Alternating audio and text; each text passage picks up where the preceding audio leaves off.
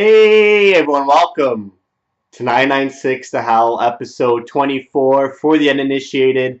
This is an unedited YouTube vlog discussing everything Arizona Coyotes.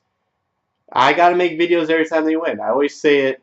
10th win of the season against the defending Western Conference champions, Nashville Predators. Great game. Great, really good game by the Coyotes. But like I said, if you watched my previous video on why they're not winning hockey games, this game's a clear example. There was a 15-second chunk of collapse, and they got scored on twice in those 15 seconds. It was actually 17 seconds, sorry. Coyotes came out with a 1-0 lead. Duclair with a power move, a great confident booster move from the corner into the front of the net, wraps it around Soros was in net for the Preds. Great goal, great skill move, great power move. And it was 1-0 Coyotes into the second period's dying down, 8 seconds left, and the Preds score off a face-off. So much similar to the Panthers face-off goal, which went in 5 seconds left in the second period. So basically identical scenario there. 1-1 going into the third period. And then another 8 seconds into the third period. And Smith roofs it past Ranta, and it's 2-1 Preds. Just so quickly, the game fell out of the Coyotes' hands. Coyotes battled back. They keep playing on the pressure, which was great to see. Tocchet juggling the lines, playing Duclair on a line with Domi and Keller. And they dominate in the offensive zone. And finally, on a power play, which has been struggling mightily, except for the game against the Ducks, they score. Nick Cousins gets thrown on the power play.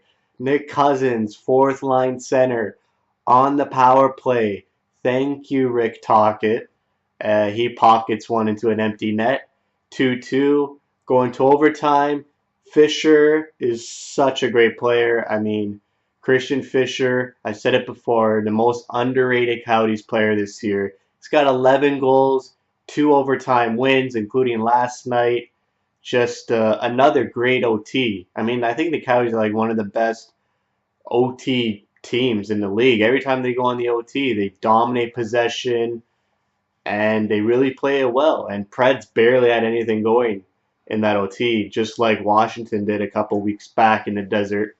So Coyotes went 3-2. Duclair had a great game. Cousins had a great game. He scored, like I said, a tying goal. He was great in OT as well. Tocchet playing him out in 3-on-3, which was bizarre to see.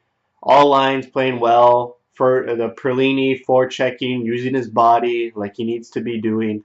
Ranta had a monster game, kept the Coyotes in, and the defense played pretty good. Not too many odd man rushes. Chychrun played awesome, I thought.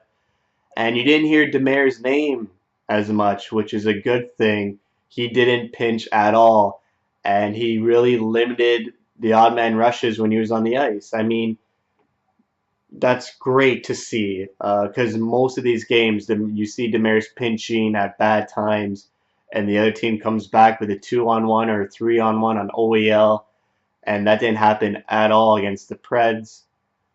Um, yeah, yeah. The Coyotes are pushing the pace.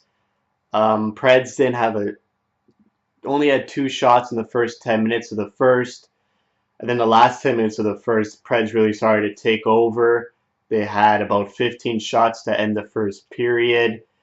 And in the second, the Coyotes were dictating the play again and limited the Preds to no shots in 14 straight minutes. The Preds really had nothing going until they scored that goal, 8 seconds left in the second. They only hemmed the Coyotes in their own zone once in the second period. But all the Predators do is point shots after point shot after point shot. And thankfully, thanks to Dave Tippett, the Coyotes know how to block shots. So there's no lanes, and the pucks weren't getting through to Ranta, pretty much going wide or hitting a player. Great game. They got the Rangers Saturday. And trade rumors, Duclair apparently requested a trade, but it's the business. He's unhappy.